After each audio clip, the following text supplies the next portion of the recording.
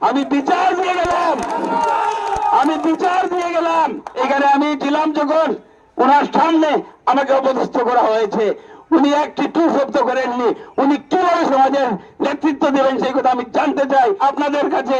আপনাদের ছেলে হিসাবে, ভাই হিসাবে, বরাকের বাচ্চা হিসাবে উনি আমার মুরব্বীর কাছ থেকে যদি আমার মতো একজন সাধারণ মানুষের বিচার না পান, একজন বিধায়কের বিচার করার যদি ওনার সৎ সাহস না থাকে, ক্ষমতা দান হবে, তাহলে আপনাদের জাস্টিস কিভাবে দেবেন?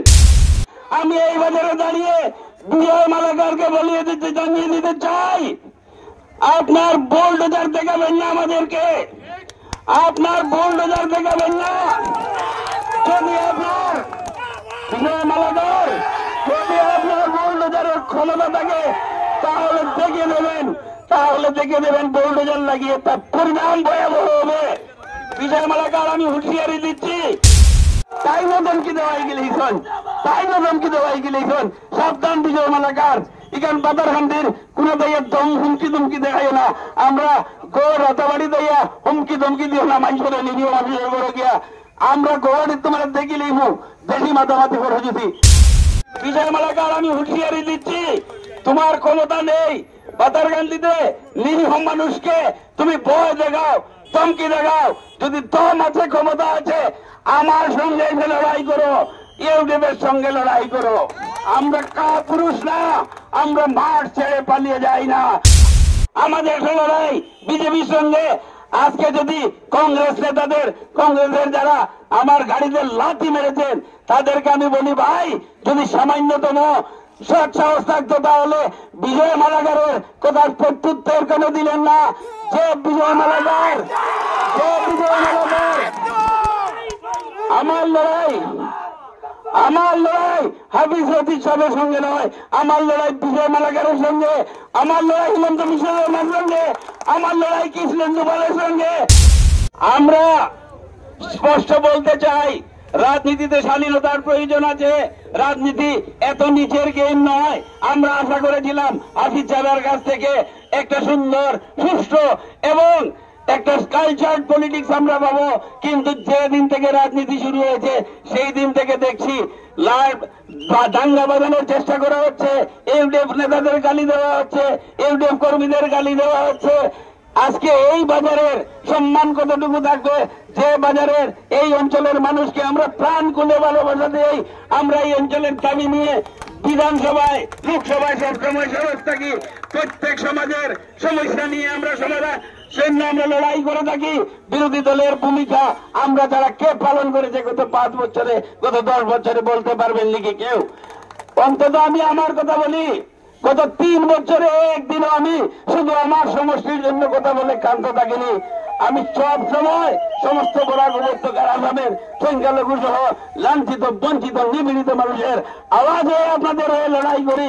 কিন্তু দুর্ভাগ্যের কথা, আজকে ব্যক্তিগত স্বার্থে এখানে আমাকে ব্যক্তিগতভাবে আক্রমণ করা হয়েছে, এই বাজারে ব্যক্তিগতভাবে আয়োজন করা হয়েছে। আমি আপনাদের কাছে বিচার দিচ্ছি, আপনারা কি করতে হবে? এই লড়াই ইউডিএফ এর হাফিজ সাহেবের আর পারুল চৌধুরী না, আমাদের লড়াই বিজেপির সঙ্গে, আমাদের লড়াই বিজেপির সঙ্গে। আজকে যদি কংগ্রেসের যারা আমার গাড়িতে লাথি মেরেছেন তাদেরকে আমি বলি, ভাই যদি সামান্যতম সৎ সাহস থাকতো তাহলে বিজয় মালাকারের কথার প্রত্যুত্তর কেন দিলেন না? যে বিজয় মালাকার আমার লড়াই হাফিজ রফিক সাহেবের সঙ্গে নয়, আমার লড়াই বিজয় মালাকারের সঙ্গে, আমার লড়াই হিমন্ত বিশ্ব শর্মার সঙ্গে, আমার লড়াই কৃষ্ণেন্দু পালের সঙ্গে।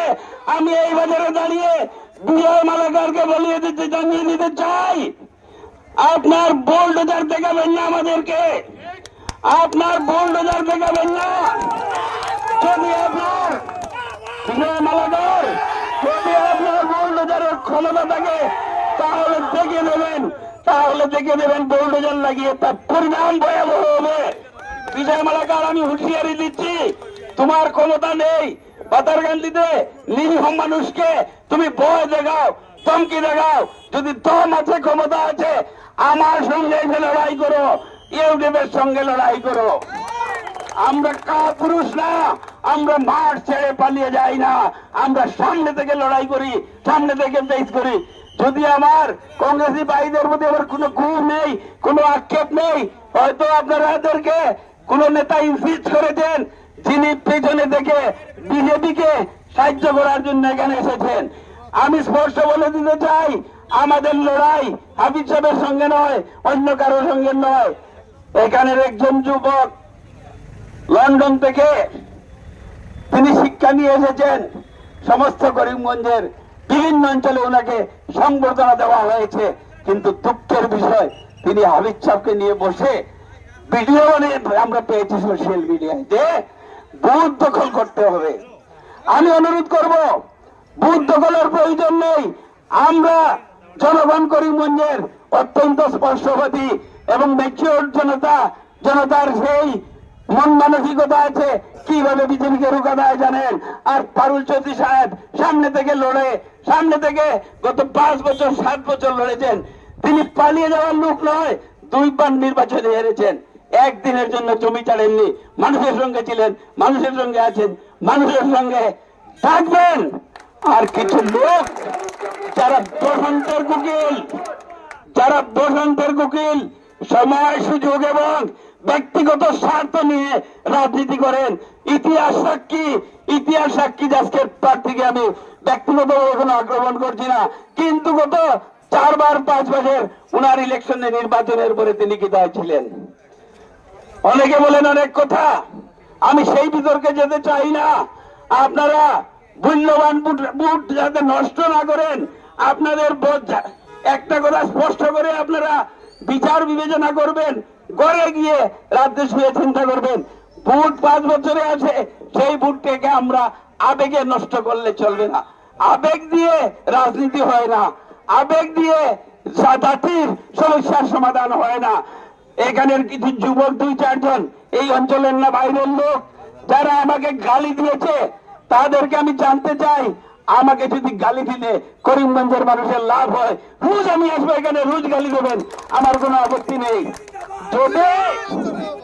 যদি আমার গাড়িতে লাভ মারলে, আমার গাড়িতে লাভ মারা সেটাতে মারলে যদি করিমগঞ্জের মানুষের লাভ হয়, রোজ আমি গাড়ি নিয়ে এখানে আসবো, আমার গাড়িতে লাভ মারবেন, আপনারা খুশি থাকলে আমি খুশি। আমরা রাজনীতি করি মানুষের জন্য, মানুষকে সভ্যতা সংস্কৃতির জন্য, মানুষকে অবদ্ধতামি শেখানোর জন্য না। আমি ইউটিউবের প্রত্যেক কর্মী সমর্থককে আমরা অনুরোধ করি, সুন্দর সুষ্ঠু স্বাধীনতার মধ্যে আমরা ইলেকশন লড়বো, আমরা সেই ইলেকশন জিতবো। আজকে আপনাদেরকে বলছি, সত্যের জয় হবে আগামী 3 দিনে। এইসব অবদ্ধতামির বিরুদ্ধে, এই উদন্ডামির বিরুদ্ধে, অবদ্ধতামির বিরুদ্ধে, এই মারপিট করে সাম্প্রদায়িক শুধু হিন্দু মুসলমানের মধ্যে না, মানুষের মধ্যে বিভেদের রাজনীতি যেটা শুরু করেছেন কিছু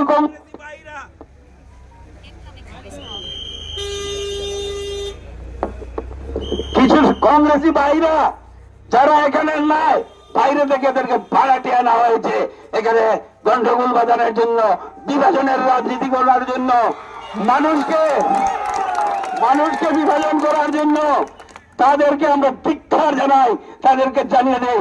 আর আমি করিমগঞ্জের আপাময় জনসাধারণের কাছে, হাইলাকান্দি করিমগঞ্জের জোর হাতে অনুরোধ করছি, আপনারা আগামী দিনে 26 তারিখে তার উপযুক্ত বিচার করবেন।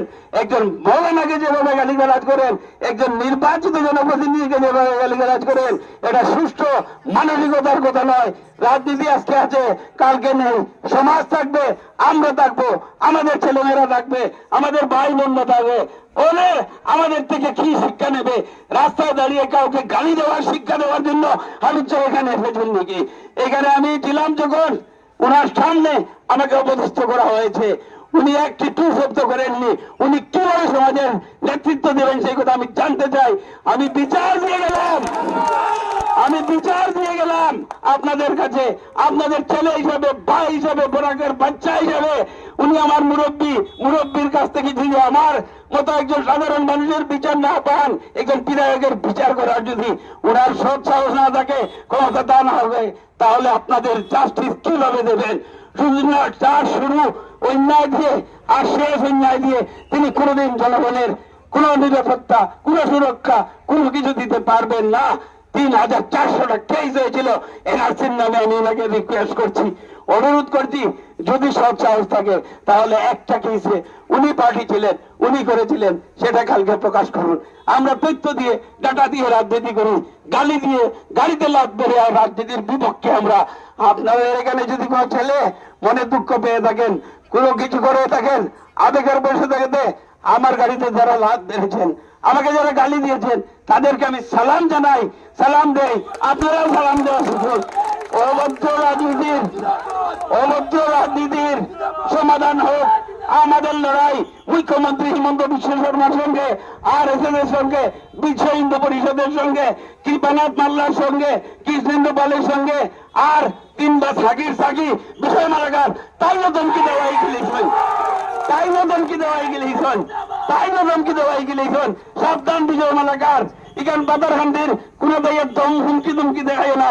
আমরা গড় রাতাবাড়ি দাইয়া হুমকি দিও না, মানুষের নিরীহ মানুষের ঘরে গিয়া। আমরা গড় তোমার দেখিলেই বেশি মাতামাতি করে যদি। আর সাবধান করিয়া দিলাম, আর কোনদিন আঙ্গুল দেখাই না, নাইলে আঙ্গুল দেখা হইব। আমরা সর্বশক্তি দিয়া আমরা আইব। এই কথা কইয়া সব সালাম জানাই, আমার বক্তব্য শেষ করলাম। সালাম আলাইকুম।